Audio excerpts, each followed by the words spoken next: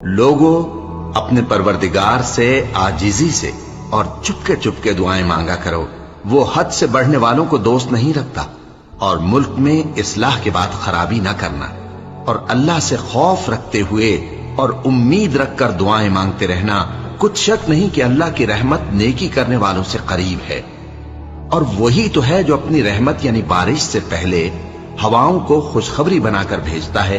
یہاں تک کہ جب وہ بھاری بھاری بادلوں کو اٹھا لاتی ہے تو ہم اس کو ایک مری ہوئی بستی کی طرف ہانک دیتے ہیں، پھر بادل سے بارش برساتے ہیں،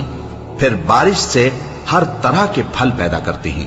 اسی طرح ہم مردوں کو زمین سے زندہ کر کے باہر نکالیں گے۔ یہ آیات اس لیے بیان کی جاتی ہیں تاکہ تم نصیحت حاصل کرو۔